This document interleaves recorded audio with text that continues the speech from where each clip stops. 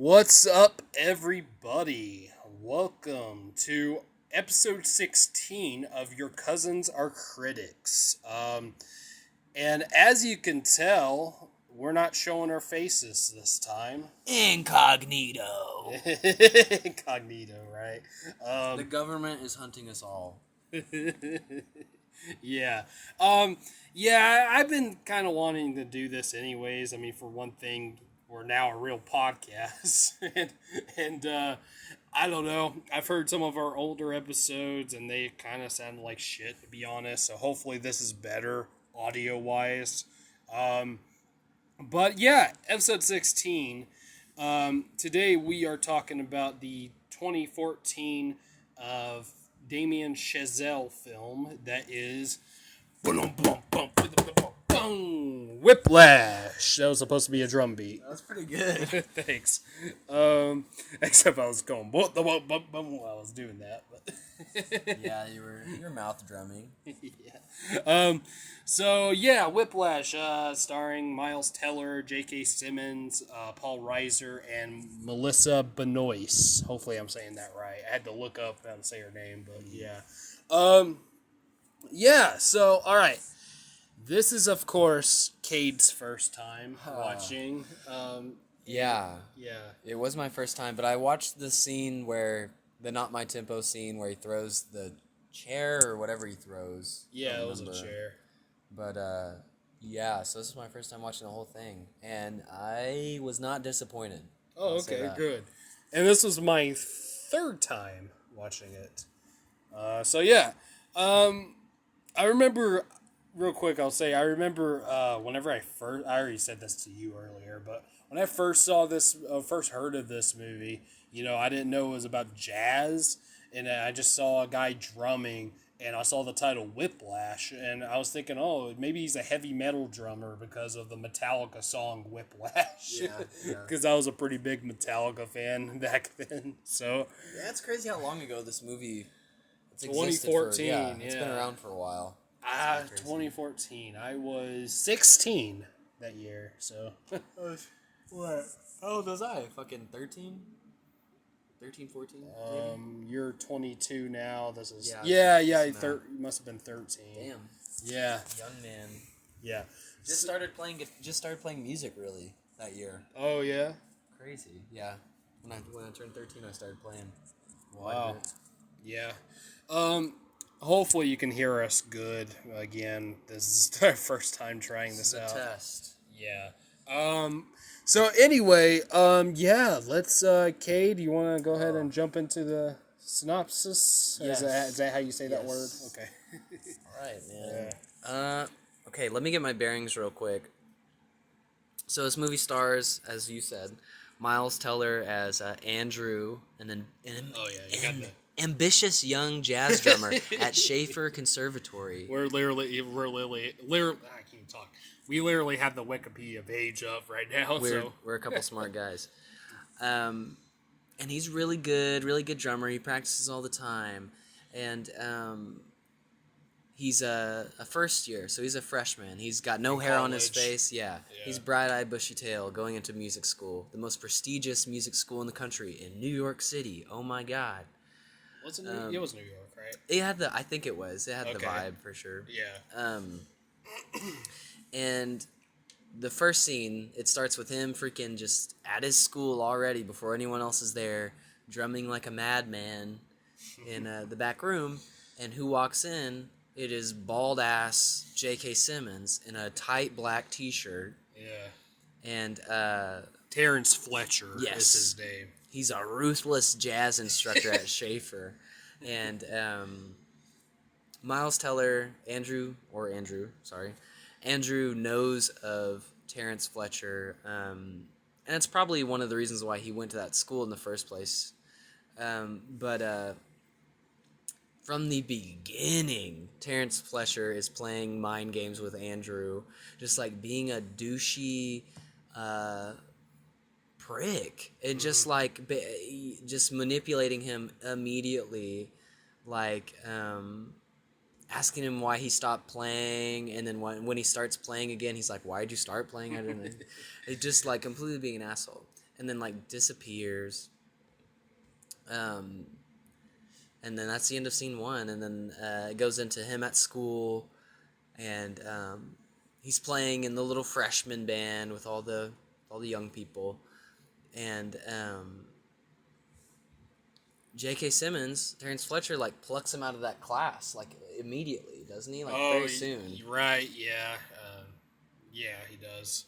He wants him to go to, I believe it's like the core band or something like that, or no, the studio band. That's what they call it. Yeah. The studio band, which is like older kids, people who have been more experienced, and Terrence Fletcher is the instructor with the studio band, and he is a fucking drill sergeant. Like, I mean, like, yes, calling people like cocksucker and all kinds of like, just like just saying like, I don't know if we should say the other words. Yeah. He says just avoid.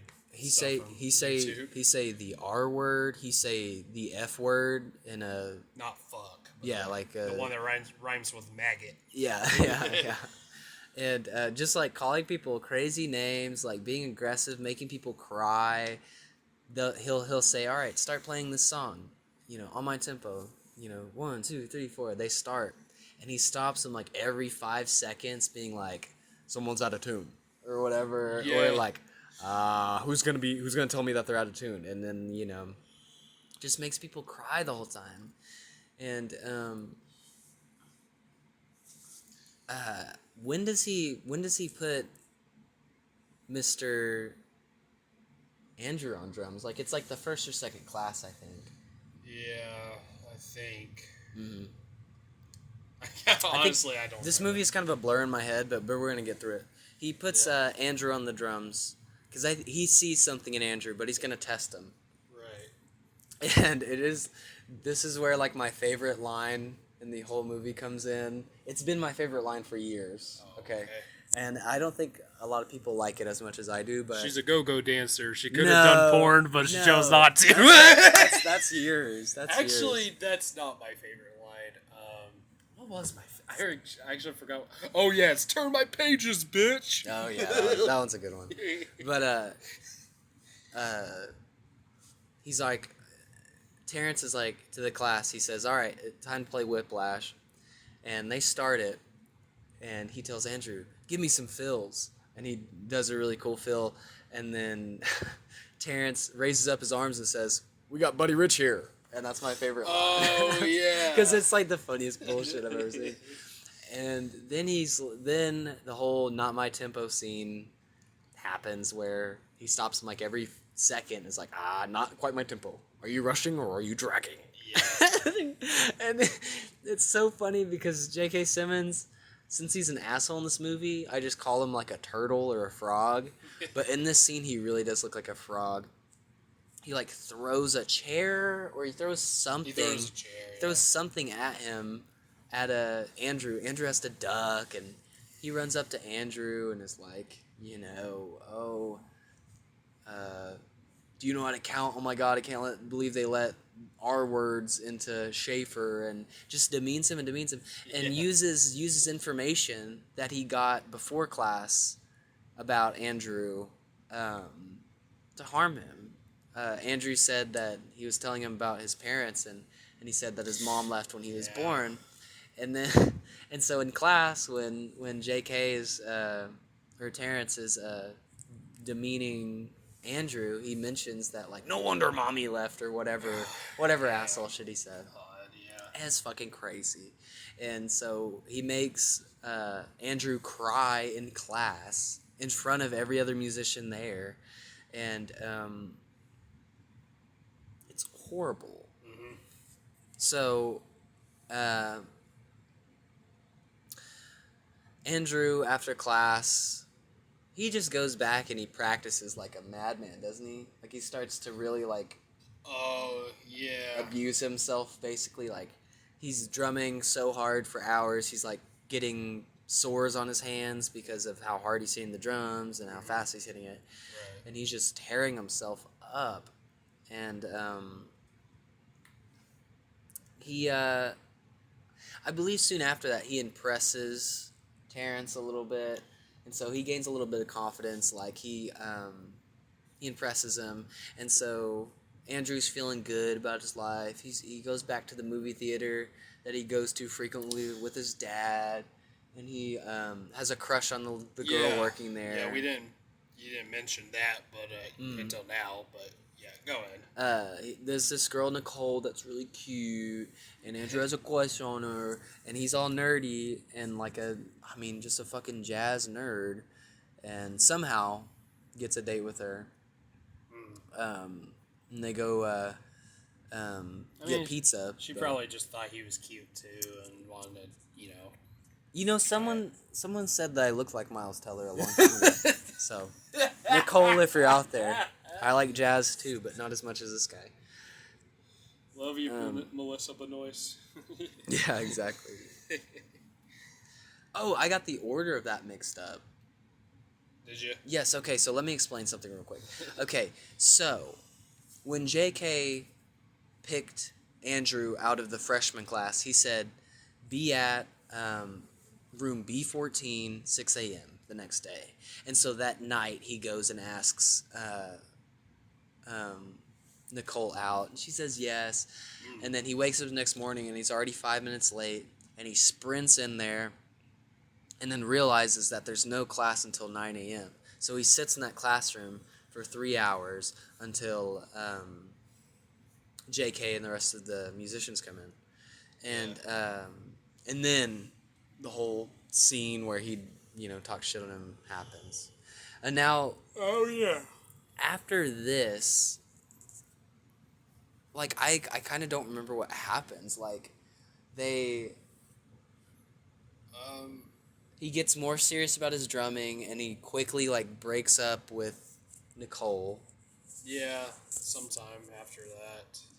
And he's basically Andrew's basically listen, I'm really passionate about this thing, and I want to pursue it, and if we stay dating for much longer, then you're going to get mad that I spend all my time drumming and want more time with me and start to resent me, and then I have to stop playing drums as much to try and please you, and blah, blah, blah, blah, blah, and blah, blah, blah, and breaks up with her in the most, egotistical way I've ever seen. Yeah. He's she asks him, she's like, you think I'm going to keep you from being great? And he says, yeah. It was crazy. Yeah. Okay, so this guy's getting really serious about this music thing, but in a really weird way. And things just continue to escalate with Terrence and Andrew. I keep calling him JK. Andrew just is practicing really hard, putting his heart and soul in it, but Terrence keeps on playing mind games. Nuts. At one show, they're supposed to play a contest show. Yeah. And an audition. Yes. And this whole time, Andrew has been the backup drummer for this guy named Tanner, I believe. Yes. Yeah, Carl Tanner. Carl Tanner. Oh, I thought Tanner was his first name. Me too. Who was the acting drummer? Andrew was the understudy, or whatever you want to say that. Yeah. And so Tanner was kind of upset, gave Andrew the sheet music. The sheet music that they were supposed to read at the show. Yeah, he lost the folder. Mm-hmm. Oh, sorry lost the folder. Quotation marks. Yeah. Between sets, Andrew's getting I looked like a mug root beer, and I really hope it was. And he set the folders down in a chair, and when he turned around, the folders were gone. Okay. Yeah. And so they go back to Terrence, and Tanner's like, I can't go on because I need the sheet music to play. That's the only reason I know how to play. And then Andrew's like, well, I can play it. I know it by heart. And so goes out, plays Whiplash, and is like, that was a very successful Like, he did a great job. Played it. Yeah. And, so Andrew's getting kind of a big head. He's like, "Oh, I'm the new drummer in town," and now he's the lead drummer. Tanner's the understudy, and but that is so short lived because they're like, "Okay, the next contest is gonna happen soon," and they bring Terrence brings in Connolly, Ryan Connolly, yeah, who was a drummer in Andrew's freshman class. And so now he sets it up as a competition between these three drummers, Tanner, Conley, and Andrew. Now, the three of them. Yeah. Andrew's having none of this. He's been pissed off. He even has. Wait, did we just? No, okay, no. I thought we messed it up. Sorry. All right, you good. Andrew is just so mad. He thought that he had the job, and now he feels like he's getting fucked over. And so when it comes to practice for this new song, they have Connolly start, and he plays like shit. Then he has Tanner go in, he plays like shit, and then has Andrew, and he plays like shit. And this is like, and when I say shit, I don't know if it is really bad. Terrence Fletcher, the teacher, was just saying they all sucked. And then for like the next hour, 2 hours, he has them all play drums over and over, switching like every 5-10 seconds. The rest of the band sits outside, waiting. And then it finally goes to Andrew one last time, and he drums like a fucking animal and fucking bleeds all over the drum kit. And Terrence is like, "You earned the part. You earned the part." Yeah. Okay. And so he earned the part, apparently, and then practice starts after. Now, they have to go to the show the next day or a few days later, whenever it is. Yeah. And it's like a 2-hour drive there. Okay? So make sure you get there on time. And Andrew takes a bus by himself because he's got no friends, by the way. If he had friends, this would probably work out a lot better. But no, he's got no friends. And he doesn't have a car, obviously. Because he's in New York. And then so he rides the bus, gets maybe, almost there, like maybe 75% of the way there. The bus has a flat. Then he has to go by a rental car, sprinting there. He's already late, and whoops, he left his fucking drumsticks. At the rental place. At the rental place, that's right. And so he has to go turn around, go back to the rental place. He got his ass chewed out by Terrence, who was already saying that Conley was going to take his place in the show. Andrew's like freaking out, mad at everybody, says he'll be there, blah, blah, blah. Has to turn around to the car place, get his drumsticks, speeding. Gets in a car crash where his car gets flipped over. Gets hit by a truck. Yeah, gets hit by a fucking semi-truck or whatever. He's bleeding. Then he sprints back to the show, back on stage, where the band is like kind of raring to go, but was kind of waiting on him a little bit. And he's bleeding on fucking the drum kit and everywhere. Yeah. And for some reason, Terrence Fletcher says, "Okay, let's go, play the music." And obviously, Andrew was just in a car crash, so he fucking sucked. And he dropped his drumstick, and he had to pick it back up, and then he just couldn't play anymore, like he just stopped. Yeah. And then, this is when the fight happens, isn't it? Yes. Well, yeah. So Fletcher goes up to him after he fucks up with the drumming. Did you say he drops a drumstick? Yeah. Okay. And he goes up to him and he's like, "You're done." And then And then he's like, "Oh, sorry, folks, about that." And then Neiman just goes up to him, tackles him like a fucking football player. Yeah. And he's like on top of him, going, "I'll fucking kill you!" And stuff yeah, it's like fucking that. crazy. Yeah, it's insane. And so he's kicked out of Schaefer. He kind of stops playing music and stuff. And he had a meeting with his dad and what appears to be a lawyer. And now this is about something that happened previous in this story. About half the way through, Terrence Fletcher got a phone call that affected him, and he came to school the next day, and he said, Oh yeah. he said this man named Sean Casey died in a car crash, and he was a great musician. He played trumpet here, and no one had faith in him but me, and I brought the best out of him. Now, it turns out that was a lie. Sean Casey was depressed and anxious and killed himself. Hung himself. Yes, and his parents say that he did this as a result of the kind of mental abuse that he received by Terrence Fletcher at this school. That's whenever his depression and his anxiety started. And so this lawyer was trying to get Andrew to share his story and to get Terrence Fletcher fired because he was abusive. Like, Terrence Fletcher slapped Andrew multiple times in the first class he ever had. He slapped him in his face like 4 times and called him a little baby and like made him cry. Like, that's not being a tough teacher. That's just being an abusive asshole. But anyway, okay. So, Terrence Fletcher gets fired. Mm-hmm. We figure out. Andrew basically is such a funny scene to me, but he decides, oh, I'm done with music or whatever, and throws away all of his stuff. Oh, God. Sorry, I think it's still recording. Hold on. Yeah, it is. Okay.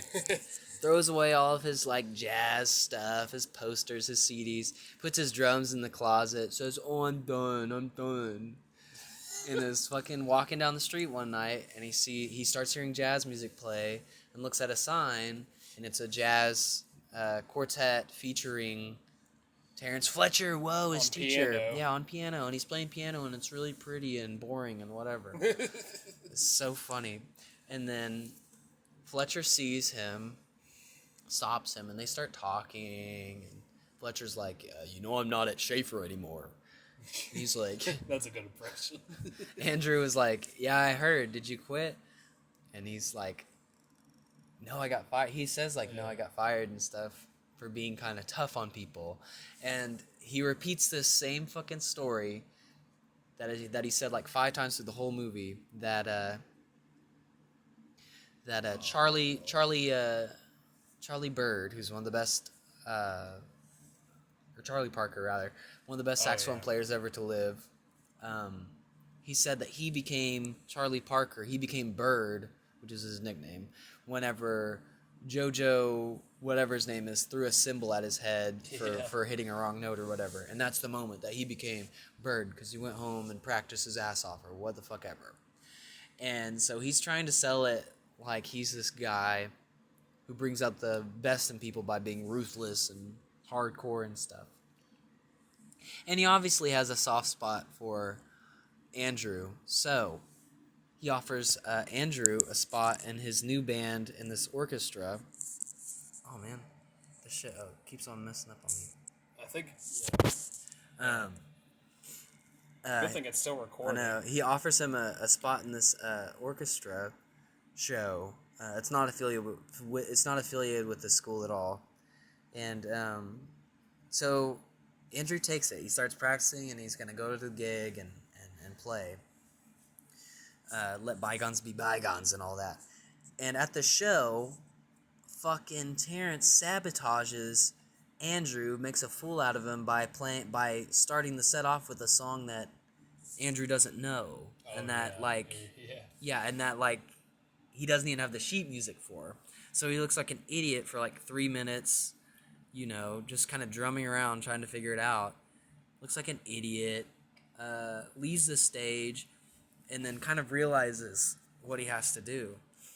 And he comes back on the stage, starts drumming, starts doing a solo thing, or kind of leading into the song Caravan. He tells the bass player, Caravan, start... I'll cue you I'll cue you in. Yeah. And they start playing, and it's a great song. It's crazy. He ends it with, a huge solo. All the while, Terrence Fletcher's emotions start with hatred, and then they I don't know it. He starts to like fall in love with them basically. Yeah. Like it's like Starts being impressed. yeah, starts being impressed by him, and then it ends on this fucking enormous drum solo, which gave me so much anxiety because I was like, hey. You're like, just ended already. Well, because I'm like, bro, okay, you sound great or whatever, but how the fuck are you gonna get out of this? Like, you came back, you proved your point, but now you're like going fucking crazy. How are you gonna fucking end this? And then there's sort of this interplay between Terrence and Andrew, where Terrence starts kind of leading him on his drum solo, telling him where to push his energy and stuff, and then they transition into the next song, I think, basically, or whatever, or like a big end. Yeah, it just ends like it's kind of like the song itself wasn't like finished. It was just like he just like kept continuing with like a drum solo, and then by the time he was done, then they went back to it was like and they and then it was over. Yeah. And then the movie over. Yeah, and then the movie over. Movie ends right whenever they end. Yes. With that song, so yeah. That was wow. Yeah. Also the close-ups of their looks to each other too, which that's a big thing too. Where like they just look at each other. Fletcher looks at him and like smiles and nods his head, and Andrew smiles, and then there it is, and then movie over. And that might have been the longest synopsis I've ever given. That was hardcore. Yeah, that was quite a bit. Yeah. Oh, that was so hard. All right, so there we go. Okay, now there is one more thing I will say that you forgot, which it's not a big deal, but right before that big show, he calls Nicole and he's like, hey, I got this drum I'm gonna be drumming at this show. You want to come over? You want to come see me? And she's like, "Oh, I gotta, I don't know. I gotta check with my boyfriend. Fantastic. He doesn't really like jazz music. I don't think." And he's like, "Oh, okay then." That shit was so cool. That was. And she doesn't show up. Thank God. Yeah. I'm so happy she did not show up. Yeah. Yeah, that would be like a big cliche, if she did show up. Yeah, and it'd be like, okay, Andrew's a fucking douchebag, and so is Terrence. Like, he does not... I'm glad they didn't have him end with her. That would have been awful. Yeah. So, yeah, that's Whiplash. Bro.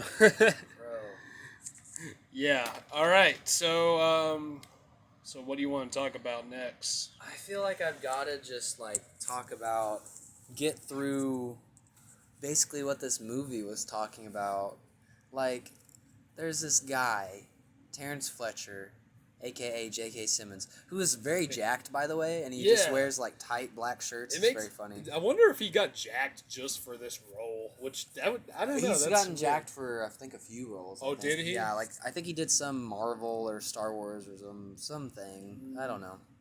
The only Marvel I know is Jameson from Spider-Man. It was way after Jameson, And I don't know. As far as I know, he never did Star Wars, unless he's on one of the shows. But I'm not sure, but I don't know. But anyway, he's a jacked guy. But this whole story is around this guy, a couple guys, who I just don't understand it. Like, I'm a musician or whatever, and it takes a lot of work to be a good one. He's very good, by the way. Oh, thanks. I don't know. You should check out Poor Hunter. It's amazing. Me and Jimmy recorded some music today. Oh, you don't have to put me on the spot there. I know. Well, it's really cool stuff. I did some backing vocals for an upcoming song. Yes. But anyhow, I don't know, man. These guys were treating music as like a sport or whatever.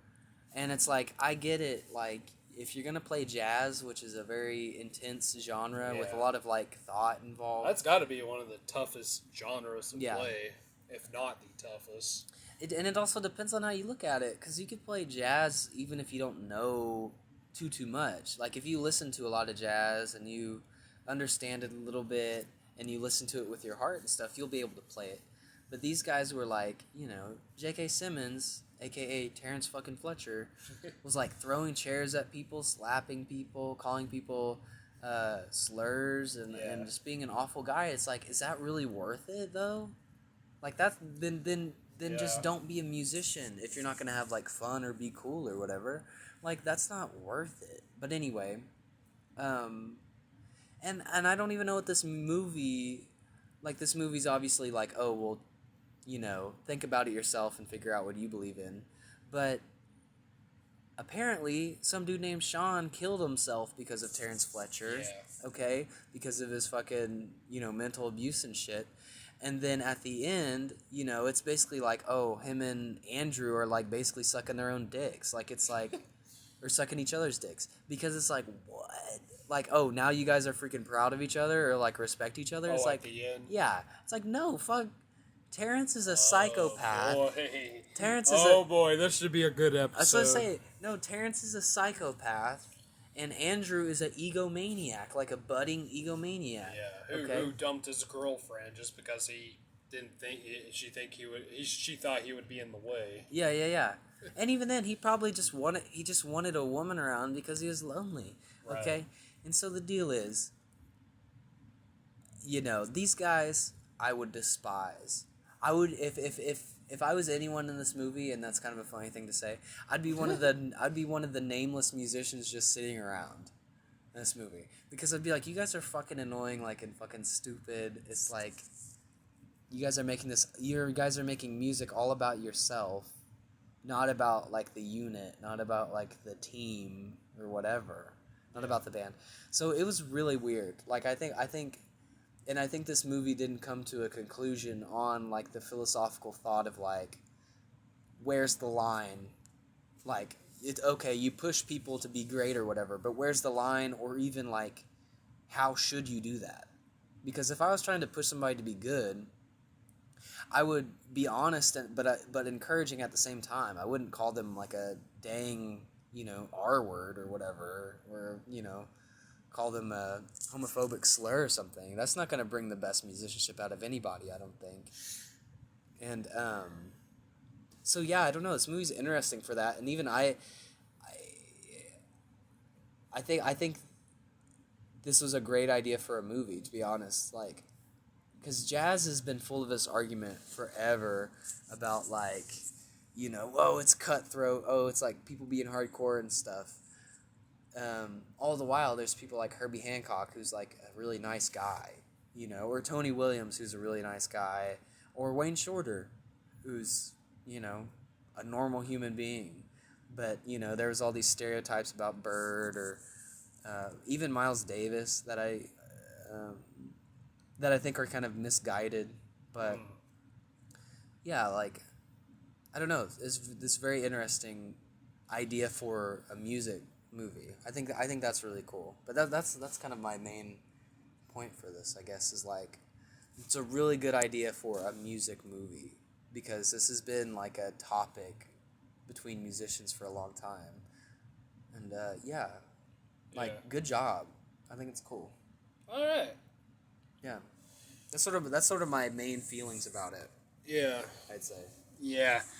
I do remember whenever I first told you about this movie, and you're like, oh yeah, the Not My Tempo scene makes me laugh. It's the funniest shit I've ever seen. Like, like, this movie is funny, but just in like how crazy people act in this movie. That's what I think is funny about it. Yeah, whenever you said that, though, I was kind of confused, because, I mean, I did kind of think some stuff was funny, but not like, not like that kind of stuff about, you know, him being, well, I mean, I thought his insults were funny, but, like, you know, like, that scene in general, just him yelling and throwing a chair at him and stuff. I didn't understand, for a while at least, I didn't understand how that was funny. That was whenever I only saw the movie once, and but then I saw it a second time before this, and I'm like, okay, I get it. Well, and also, I will say this, like, not to be this guy, but you guys are freaking out about fucking jazz music, baby. Listen, I mean, you like jazz music. I'm obsessed with Miles Davis and Charles Mingus, especially. I freak out. I listen to them like almost daily, okay? Yeah. I read their books. I fucking have their sheet music, blah, blah, blah. Oh, yeah? But, yes, I've learned so much from that shit. It's crazy. Cool. But jazz music has been dead since way before I was alive. Yeah, it's not really popular anymore. No. I mean...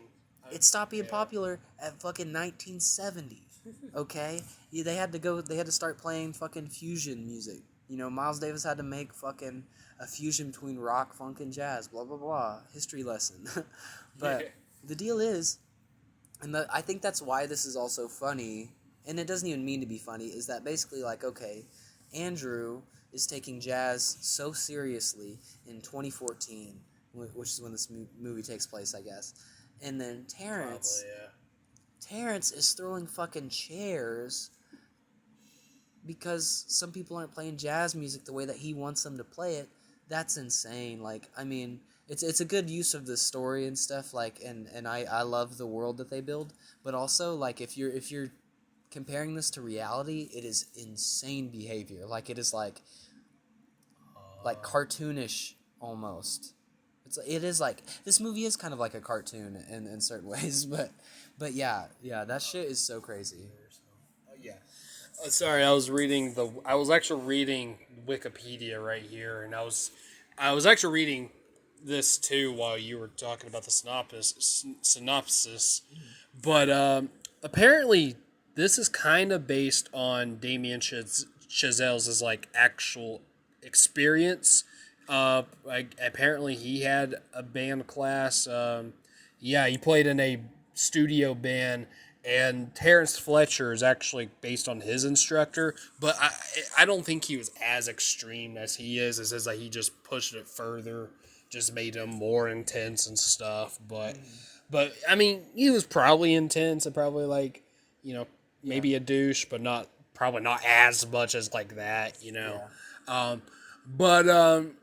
Kind of like what you said earlier about Fletcher, that scene, where they meet up in whenever Terrence is playing piano, whenever they meet up, and he's like, after he tells him he got fired, and he's like, I don't think many people understood what I was trying to do there, and stuff like that, it was like, it's basically, he was just like saying, like, he was just trying to push his students, which, I mean, I believe that, but at the same time, it's just like how he does it. That's not what a teacher is supposed to do.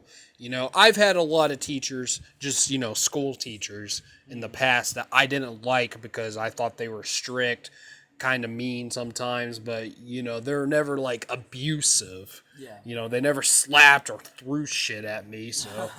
So yeah, and like, I don't know, maybe there might have been some, like, there probably is, I imagine, some like music teachers who are kind of like Fletcher, who shouldn't be doing what they're doing, shouldn't be teaching, but it is kind of, they definitely made it more just dramatic for this movie, which I get, it makes sense, and it is entertaining to watch for sure.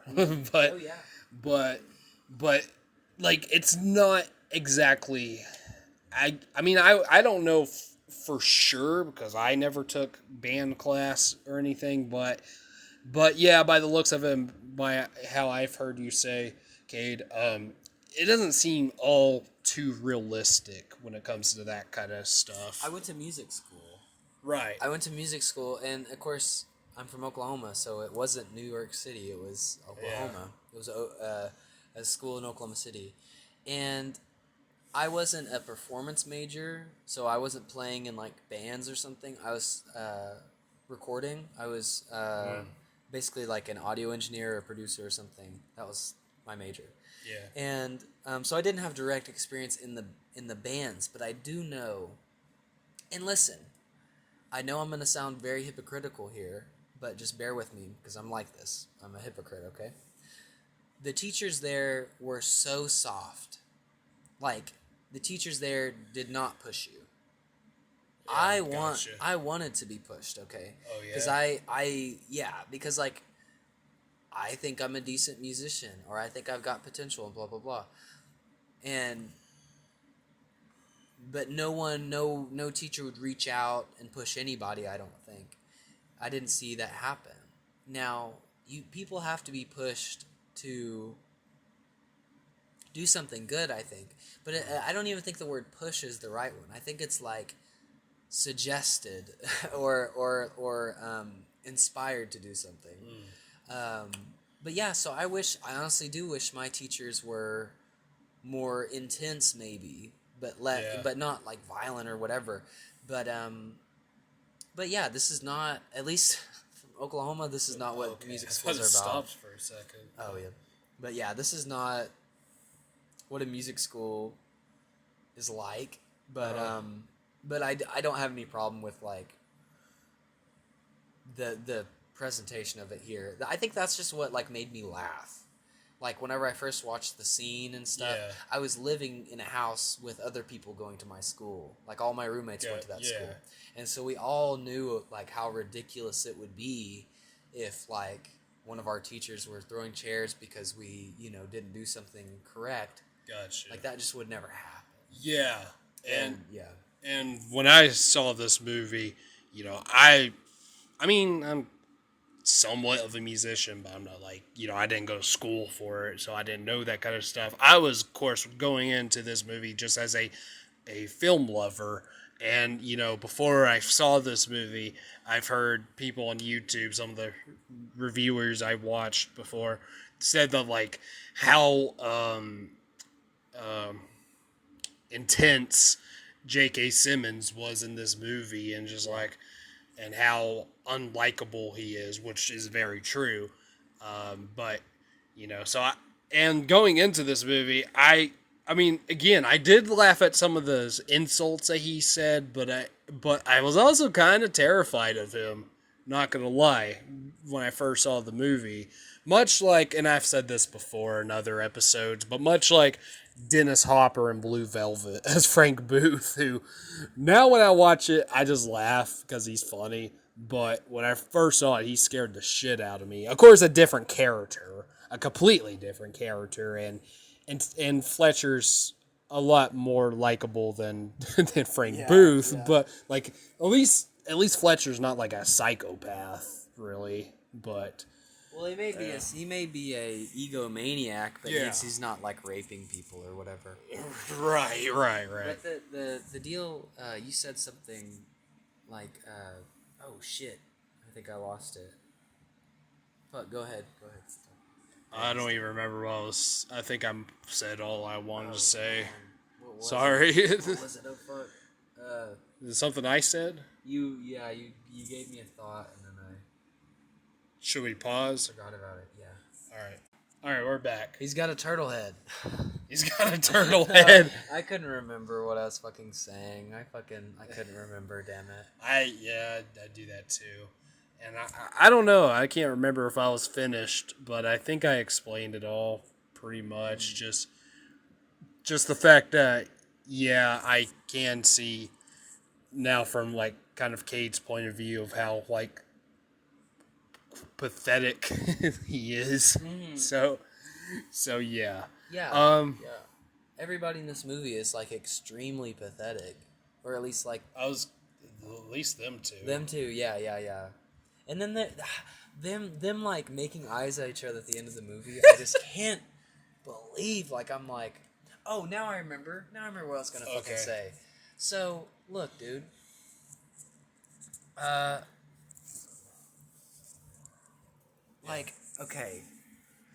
This guy tortures Andrew through the whole movie, but in the first, like when you said you were scared of him, this is what made me think about that. You said you were scared of Terrence, or like frightened by him. And I was like, he would be a very frightening guy if I was in class with him, obviously. He'd be very scary. But if he slapped me 4 times like he did to Andrew in the first day of class, that's when you fucking tackle the bastard and punch his fucking face in, dude. Yeah. That bitch is a fucking clown. Well, that was whenever... Andrew, that was, of course, his first class with him. Yeah. So So he didn't know what to do during that time. I know. So he didn't think about that, and you know how awkward he is and nerdy and whatnot. Yeah. You know, he just didn't think about it until much later. Yeah. Whenever he told him that he's done. But God after, damn. of course, him bleeding to death on the drums. But, Yeah. But It's fucking so crazy. He had his opportunity to fucking strike immediately, and he should have taken it. yeah. Like, I'm sorry. Like, if someone slaps me 4 times, they are not the person to push me. Like, that's a bastard, and I'm gonna fucking kill him. Like, if I keep drumming for a bastard that slapped me 4 times, then I'm the bitch. Do you know what I mean? Yeah. Like, he's got all the power. Nah, boy, you got a fucking brass knuckle, stab that drumstick in that man's face. Are you kidding me? Yeah. That's when you become the fucking drummer, is when you fucking kill the conductor. You set the tempo now, bitch. me, on the other hand, I would probably just puss out because I hate fighting. I have been in fights before, actually, about a long time ago, whenever I was a kid. But yeah, I always hate fights and whatnot. Probably like the only kid at our school who ever hated fights, because every time there was a fight at school, everybody would go crazy over that shit. Yeah. Me, on the other hand, I'm just like, what a bunch of idiots. Let me see the blood. Shit. I'm obviously on the other end of the spectrum.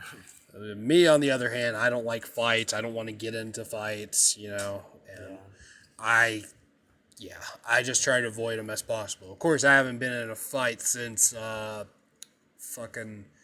since like 7th grade, but yeah. But anyways, now, okay, so what'd you think about Andrew as a character, since we talked about Fletcher? Solid character, and probably what a New York City jazz boy would probably be like. Everything is so much more serious in that place because the cost of living is so fucking high. So I'm sure, you know, I think he's a realistic character, and I think the shit that he talks about is pretty realistic.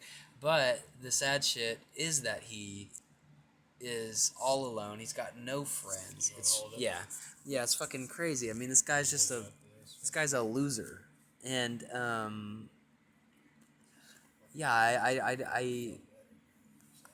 I don't know. I mean, it's just kind of, sure, he's got like jazz or whatever, drumming or whatever, but he's got no love. He's got no life. He's got no friendship. He doesn't even have any fucking creativity. None of his own. Like, he's playing other people's music. He's not in his own band or whatever. Like, I don't know. He just makes me sad. Because he's like, why get into music if you're just going to be bossed around by some devil? Yeah. And then, you know, make him then you make the devil proud sometimes. Like, that's just an abusive relationship. It's like, yeah, it's just a bummer. Yeah. Yeah, he's a character that I do feel sorry for, but at the same time, he just goes too far with what he's doing, and I hate the way he broke up with Nicole. And I mean, I kind of get where he was coming from at that point, but at the same time, it just the way he said it to her and shit is just terrible. Well, yeah, you can be like, hey, I am really passionate about what I'm doing, and I'm addicted to it. Yeah. And so that's what I have to do. This is what I have to do. And, that's fine.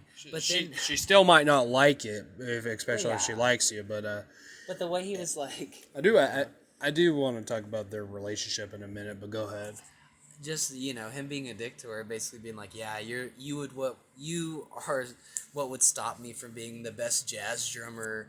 Blah blah blah. Yeah. That's just idiotic. That's just yeah. His ego does get really big, like probably as big as Fletcher's, if not bigger. But yeah. So really, I mean, of course he's likable at first, but you know, as the movie goes on, he gets a little unlikable too. So, but I do think that's really good writing, though. Like, not every protagonist has to be, a nice guy.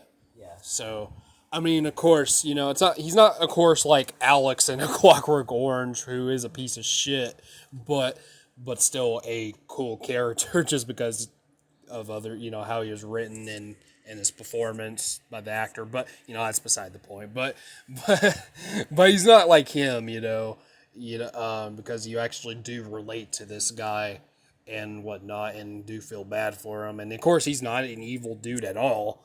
But, and I mean, of course, he does get a big ego and kind of turns into an asshole. But yeah, he's an interesting character, actually. The more I think about it, Andrew's a very interesting character, interesting protagonist.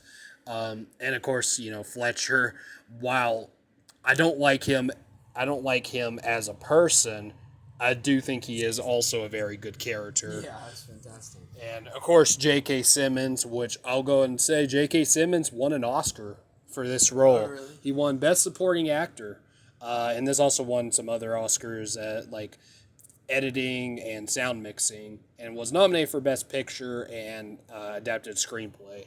Wow. So, and also I should say adapted screenplay because apparently there's actually a short film before this called Whiplash, and it did have J.K. Simmons, but playing as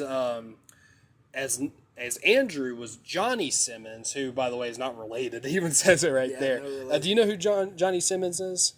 I'll show you the picture. You'll probably recognize him. Do you see him? You've seen him in movies. Oh, okay. He was in Scott Pilgrim, okay. and he was in Jennifer's Body. Perks of Being a Wallflower. I forgot about that, but that's where I know him from. Interesting. You don't recognize him? Nope. No? It's a horrible photo of him. It is, There's actually. like that dude's shoulder in front of his face. That's the only picture they have, too. Anyway, Tell me about Nicole and Andy's relationship. Okay.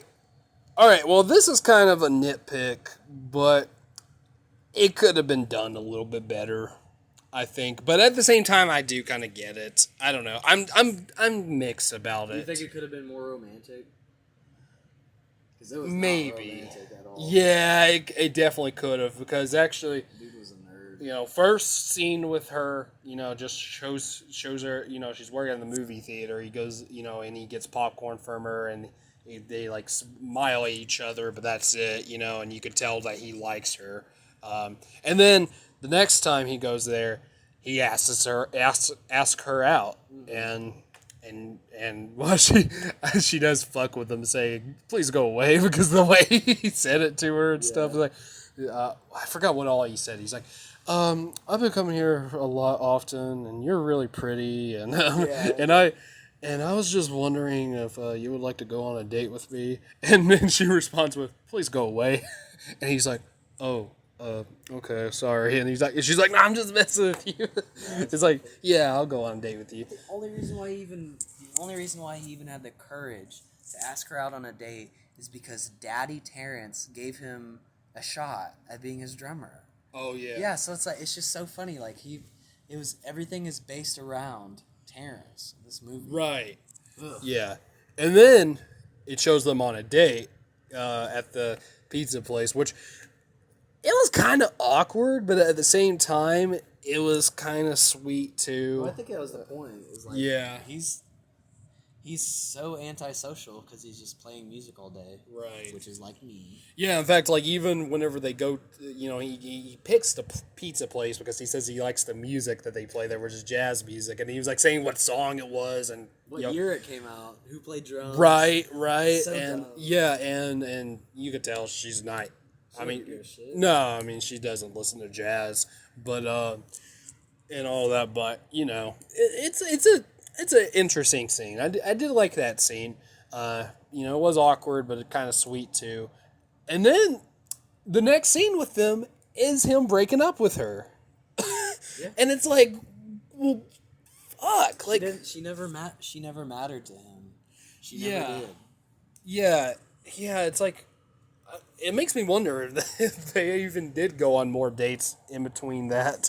Maybe, I don't know. It didn't show, which I kind of get it. I do get why they did that because the focus more on him drumming, obviously. This is about him and his daddy. This is about him and his daddy, Terrence.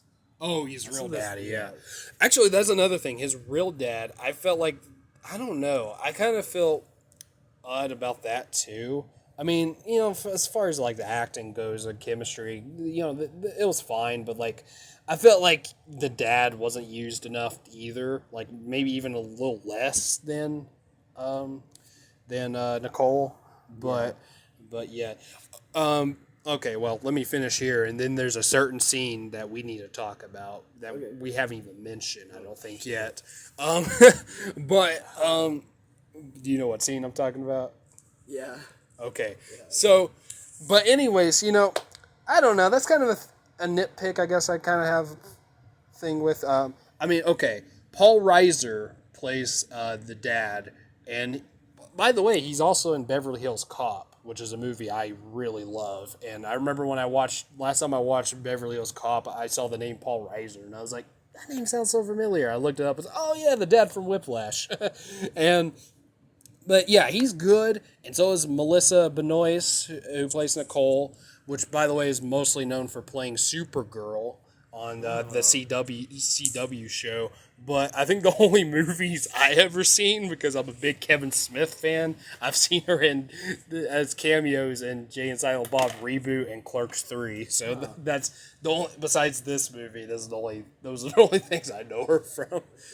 But anyways, those actors did great jobs and whatnot. But I did feel like they were a little bit underused. But at the same time, I kind of get it. So I'm like mixed. I'm mixed, because they're the only likable characters in the movie, like, right, actually. and it's focused more on the unlikable characters, yeah.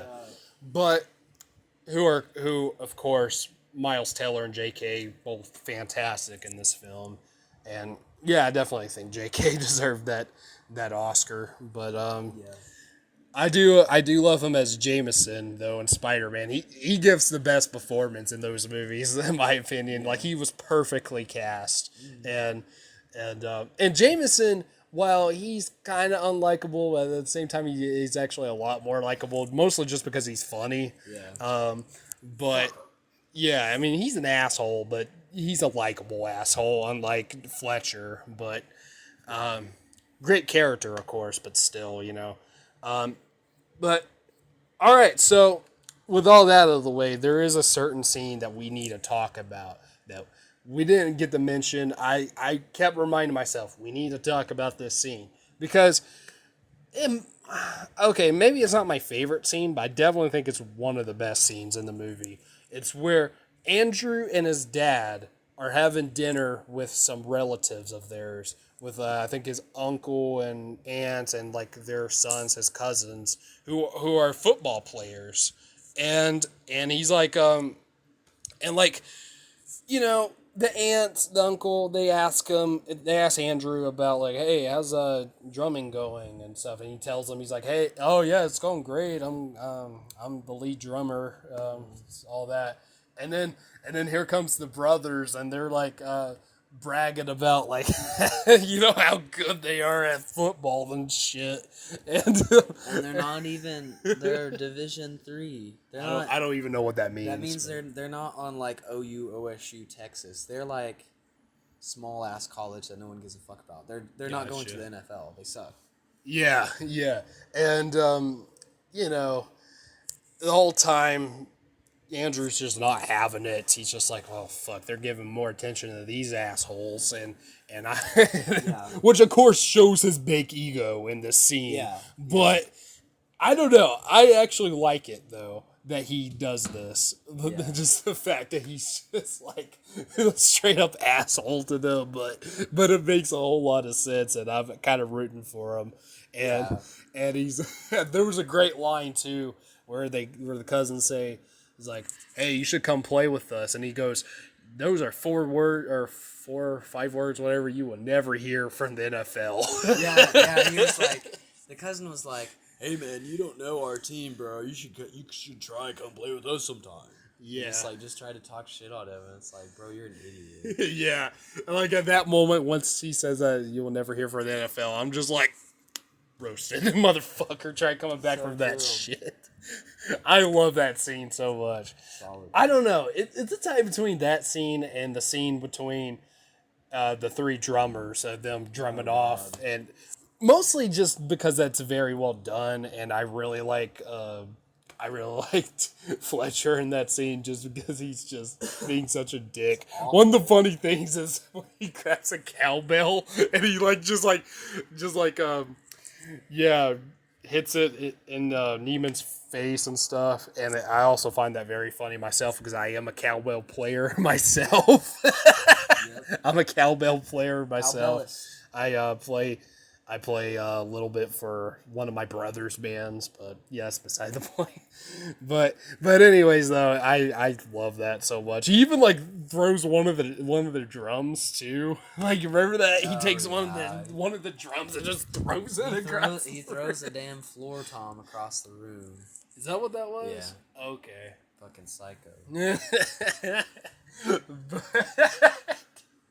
Yeah. But yeah, those are definitely my two favorite scenes. I actually also like the car crash too. How that was filmed. And I remember when I first saw that caught me off guard. I was like, oh my god, like holy shit, that was insane. Just like, I don't even know how the fuck they did that. It was crazy. Yeah. I'm sure the truck was probably like maybe CGI or something, but still. But yeah, that was pretty crazy. Any other scenes or something you want to talk about, Cade? Probably more just the cinematography. Cinematography was awesome. I think they made. If it wasn't for that, then these scenes would probably be pretty boring, or it would, or maybe not boring. I think maybe just like, okay, you have your good actors, you have your good writing, you have to have good cinematography to go with it. Right. And they had great cinematography, like especially in the scenes where they're actually performing the music, really solid. Yeah. Like the way it moves with the horns and pans back and forth from Fletcher to Andrew. It's really entertaining. Yeah, the camera just like zinging back and forth and shit, which that was like one of the things I actually saw before I saw the movie was that. But one thing, I'm surprised the cinematography wasn't even nominated. At least not not for the Oscars. That's crazy. Editing was, and it won, and the editing was very good. Yeah, solid. I don't know. How do you feel about the pacing of this movie, though? Man. Because it was very fast paced, and I think it's solid. It's not a very long movie, anyway. I think it's solid. With the story it was trying to tell, I think it's solid. If this was a story about like a jazz guy outside of school, man, they maybe could have slowed it down, been a little bit methodical. But this movie's pretty like stressful and intense and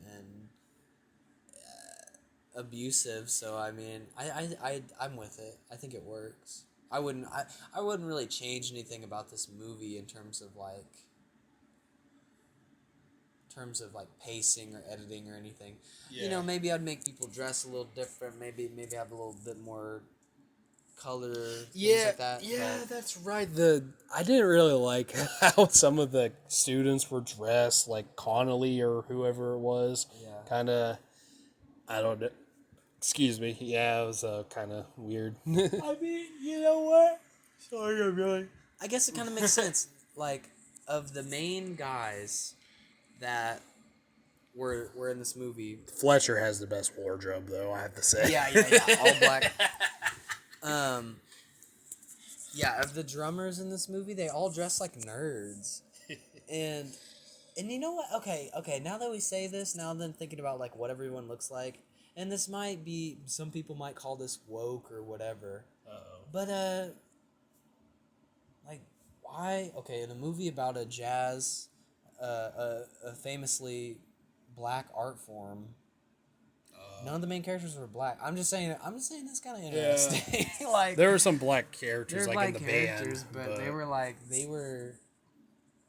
I just find that. I mean, I don't know. I find that interesting.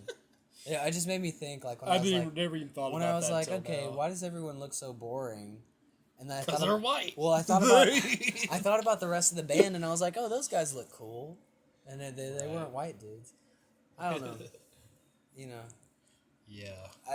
I could quote countless Miles Davis or Charles Mingus quotes about how, some white guy copies him and makes $1 million kind of thing. Yeah. Interesting though.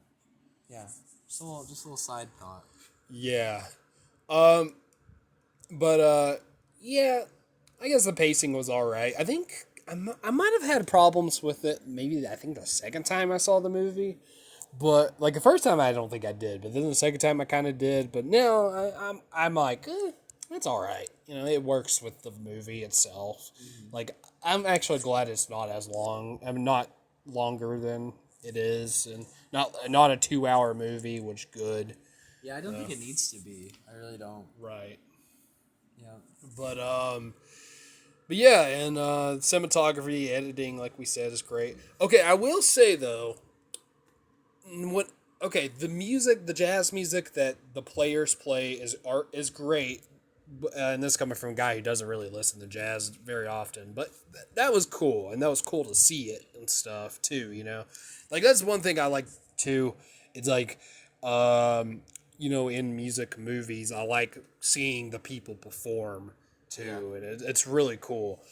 But however, I will say I wasn't a huge fan of the actual score itself, which I don't think there was like a whole lot of it, but whenever it was there, it was just a lot of like sad piano music and stuff. And listen, yeah, you and I've told you about if I was to ever make a movie, it would be like basically a psychedelic, like jazz movie taking place in the 1970s. Oh yeah. And I think about this all the time. Is like people. I don't know where this. Well. Oh my God. Wynton Marsalis, I think's his name. He's a jazz trumpet guy. He's a loser. Okay. And he's got fedora vibes. And I was like thinking about this the other day, and I'm like, fedoras. People always link jazz and fedoras, and I'm like, nah. Oh, you remember Fletcher's fedora? Yes, that's what I mean. Like, jazz is so much cooler than that nerdy shit. Like, the real jazz heads, okay, I'm making a horrible correlation here, but they were fucking in the gutter doing heroin, okay? Like, I'm saying, like, people are trying to... That's not cool or anything. That's really sad. But people try and make jazz out to be like clean cut guys in suits, fucking blah blah blah blah blah. No, these fuckers were doing heroin in back alleys in the gutters. They were pimps. They were literally fucking pimps. They were living life in a hard way. Okay, so like no, jazz is fucking basically. It's just hardcore shit. Like these guys were living hardcore lives, not good ones. I wouldn't say very good ones, or safe ones, or whatever, So I think movies like this, they try their best to be a movie or whatever, and I think your and my idea of what a jazz movie would be, I think the music would be much more like Taxi Driver. Oh yeah, or that was done much better. Yeah, and that movie wasn't even about jazz. Yeah, but I think a jazz movie to me would look much more like Taxi Driver because that's the life that those guys lived in a lot of ways. Yeah, cinematography, like we said, was great, but yeah, it could have been like darker looking, maybe. Yeah, darker. Have some trumpets with some big reverb on it. That could have been your soundtrack, but no, it was like some kind of just your basic piano music. It was boring. So sometimes it was all right. I think the first few songs were good, but then as it went on, I didn't like it. I'm with you. The score? Yeah. Yeah. The big band stuff was good. Oh, yeah, and this comes from someone who doesn't like big band music, really, but it was solid. What kind of jazz do you like exactly? Quartet stuff a lot. So, like, that would be usually... Miles. Yeah, Miles. Yeah. Anywhere from like a quartet to like a sextet, or Mingus sometimes has bigger band stuff, but it's much more interesting. It's less it's like different. It's more scary music. Yeah, gotcha. You know, funny thing is, maybe the most like jazz I've heard is probably like Frank Zappa. Like some of his stuff is jazzy, but but even I don't even listen to Zappa all that much either. I think you listen to him more than me, or at least you have. Yeah, I love Zappa. Yeah. But One of my biggest guitar influences. Right. Yeah, this guy's much more of a guitar guy, anyways. And yeah. All right. So all right. Well, it is an hour and 10 minutes. What else? Is there anything else we should say about this movie? I don't think before we give our overall thoughts and rating. I think we're ready. You think so? I think so. I'm trying to think. I feel like there's something missing, but I don't know. There usually is something missing after these. Like shit. I remember whenever we did the Dr. Sleep video. We left out the fucking meaning of the title, which was about like him talking to old people, while they're dying, and the cat too, who knew that they were dying. Yeah. So we're not great at this, no. But you're probably used to it by now. But yeah, I can't think of anything else. I think I said everything. Oh wait, there was one more thing. So whenever I was watching reviews and whatnot of this movie before I saw it, I did hear people compare J.K. Simmons' acting and even the character to Arlie Ermy from Full Metal Jacket playing Sergeant Hartman. And I know, Cade, you haven't seen that movie in its entirety. I remember I did show you a scene from it, though. And I do remember you saying that you hated that character, too. Remember? Oh, yeah. Do you remember exactly, do you remember I remember the vibe. comparison? Yeah. What about the comparison between the two? Oh, yeah. I mean, I'd want to kill both of them. Yeah. But I think I said that like 50 times watching this movie. Right. Like when he didn't fight back after he got slapped 4 times, I was like pissed off. I was like, dude, you gotta fucking kick his ass at that point. Yeah. Except, well, I mean, we do spoil this movie, but I was gonna spoil Full Metal Jacket. Oh yeah. Full Metal Jacket. Well, you haven't seen the movie. I don't know, unless you don't care. Well, I mean, he kills him. Okay, you did. Yeah, you did know that. Yeah. Okay. yeah. Vincent D'Onofrio kills him, but Private Pile. Great movie, by the way. I love Full Metal Jacket. Even better than this movie, to be honest. And I think I might like Hartman better, Sergeant Hartman better, just because he's funnier. His insults were, in my opinion, were actually funnier than Fletcher. Yeah. And I also really liked Arlie Ermey's performance too. I also love his voice too. Yeah. And he played the fucking Army Man in Toy Story. He even guest starred in an episode of SpongeBob where they based his design on Arlie Ermey, which was great. But yeah, that's what I think. I kind of prefer Arlie Ermey better, but that's just me. But anyways, I just felt like mentioning that though, the comparison. But other than that, I think we're good to go. So all right. So as always, Cade, you always the ones that your first time watching, you always are the one to start it first. Right. So go ahead and say your thing. Drum roll. I think this movie was as good as it could have been. Again, it's I'm trying to really have a thought here, but I don't know if one's coming. I give it an 8. An 8? Yeah, I give it an 8. I liked it. Okay. Oh yeah, you gave Ex Machina last episode. You gave that a 7. Did you like it better than Ex Machina? Yeah, I like this better than Ex Machina. Okay, I do too actually. Again, like I feel like maybe it's just because I like have a fantasy of making a jazz movie. so like I have perfection in my brain, so I'm comparing it to something that's not real. But Yeah. but yeah, I think this is a good movie. It's very entertaining. But I hope one day I can make a movie that's cool too. Yeah. Oh, I think it stopped. Oh no, it didn't. Okay, good. All right, 8. Yep. I also give it an 8, which is what I originally gave it before. And, the reason why is because, I mean, I know a lot of people love this movie, and I get it. I get when some people will say, even if this is their favorite movie of all time, I won't be like, oh, you're a loser. You're like, no, I get it. I get why it is, and it's a great film. But it's not quite up there. For me, like, my favorite movies has to be either a 9 or a 10.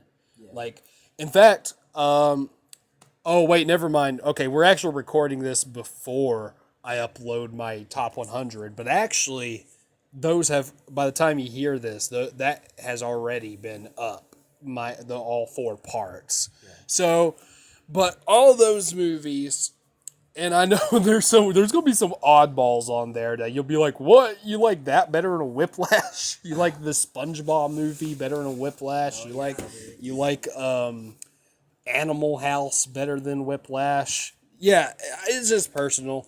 Of course, I think this movie's better, but I don't know. Oh, and even The Room better than Whiplash, which is a 10 out of 10 for me. The Room is better than Whiplash. I can say that. Yeah, but yeah, it's not one of my favorite movies. Why? I'm not entirely sure. Maybe there's something I'm missing, but like I said, it's a very good movie, and I don't really have a whole lot of issues. More like nitpicks, like I said those earlier with the 2 characters that were underused. That's really the only complaint I have with the movie. But I don't know. Maybe that pushes it back. I don't know. Maybe not. But then again, I understand why. So really, no. I don't really have any issues with the movie. It's just not one of my personal favorites. Not even a 9 for me. I mean, in terms of it being a good movie, then yeah, at least a 9. But I rate movies the way of how much I like them. Right. So I give Whiplash an 8, and I give The Room a 10. Yeah, I would probably even 11. Yeah, and I guess that's the deal. Like, there's magic in The Room, and this is a great movie. But I don't know. For me personally, it doesn't have the magic that a Holy Mountain, a Videodrome, a Jacob's Ladder, Hellraiser. It doesn't have the magic that those movies have for me personally. And that's just a personal subjective thing. This movie's great. I think most people like it or would like it if they watched it. But, yeah. Those are completely different movies from Whiplash that you mentioned. As you can tell. Especially Holy Mountain. As you can tell, I have a type. That's your favorite movie, isn't it? Yeah. And my favorite movie's Eraserhead, so there we Look go. at us, a couple avant-garde cinema guys. You know what's weird is that, like, if you look at my top 100 list, like, I mean, there's a couple other David Lynch movies on there too, but, like, a lot of the others are not, like, my number one. Yeah, they're pretty... So I wouldn't say mainstream, but different. Yeah, I mean, there's some mainstream, but yeah, I don't know. Eraserhead just clicks with me. There's just something about it. Like, it changed my life whenever I first saw it. Before then, I did watch Fight Club, and that was my favorite movie until I saw Eraserhead. But that's also kind of a comedy too. And even before I saw Fight Club, that's all I watched. Pretty much was just comedies. That's all the movies I watched whenever I was a teenager was just comedies. And Fight Club is also kind of a comedy, but also darker and whatnot. And yeah, and completely different movie. But then when I saw Eraserhead, which does have a little bit of elements of comedy, some people might not recognize it. Some people probably, I think the majority of people would think it's not funny at all. There is some really funny moments. I think it's funny. Look at my knees! Yeah, look at my knees. Okay, Paul! Counter, Paul! But, yeah, that's just good. Guy sounds like Yosemite Sam from Looney Tunes. But yeah, I don't know. I know we're going off topic. I'm going off topic. Racerhead. What does a Racerhead have to do with Whiplash? Well, And yeah, Racerhead's better than Whiplash. Sorry. yep. There's some people out there I've heard some people say that they hate Eraserhead and they think it's a bad movie. Which is That doesn't surprise me. yeah, but The majority of people would say that. I mean, yeah. If you maybe. made everyone on this planet not watch counting like the film buffs and whatnot. yeah, or people just open to weird art. Yeah, probably the majority of people would think that movie sucks. Yeah, to them I say fuck you, but yeah, to them I say you just don't look like at my art. knees. Look at my knees. Oh, all right, an hour and 20. So, all right, yeah. So we both give an 8 out of 10s. Is that the first time we've given something the same score? I don't think so. Oh. I don't know. Maybe. I don't think so. I don't remember. I don't remember. But yeah. All right. So hope you made it this far of on this episode of Your Cousins Are Critics of Whiplash and yeah. And hopefully this turns out good with the audio recording. Yeah. I don't know. I'm gonna have to listen to this and hopefully it's all right. Cross our fingers. Yeah. If not, then sorry. You're not gonna no Whiplash. So all right. So what's gonna be our next movie, Cade? God dang, I don't know. Fuck. I do have in mind The Well. Oh yeah, okay. But if there is a movie that you like that you want to show me, speak now or forever hold your peace. I've got to forever hold it. I don't have anything on my mind. You don't? Yeah, I don't have any new movies. Okay. I don't think. Now, all right. One thing I will say about The Well, similar to this movie, there are some unlikable characters. However, they're more relatable. Like, Okay. even though they might be unlikable, they, at least to me, they're more relatable. Okay. And maybe you... Maybe I will relate. Maybe. Yeah, we'll see. So, you down for The Whale? I'm down. It's a sad movie. It is. Cry. And it's one of my all-time favorites now. What if I give it a 1 out of 10? And I will kill you. I'm just kidding. No. I don't think you... No, you'll definitely won't give it a 1. Yeah, You didn't even give Last Night in Soho a 1 when we first did that, and you probably will now, though. That's true. Yeah, that's true. I'm sure you'll like it better than that movie. I guarantee you I will, yeah. Better than Whiplash, I'm not sure, but we'll see. We'll see. Yeah. I'm a big Bren head. Brendan Fraser, yes. Yeah, and he, speaking of Oscar winners, there we go. The only actor from not Everything Everywhere All at Once to win that year for the Oscar. And in my opinion, he was better in all of them. So sorry, Michelle Yeoh. Jamie Lee Curtis can go fuck herself. All right, everybody. All right, everybody. Hope you enjoyed this episode of Your Cousins Are Critics. We'll see you next time for The Well. And depending on whether or not this does well, we'll see if it's going to be an audio or a video. We'll see. But anyways, we'll see you later. All right, everybody. Bye. Peace.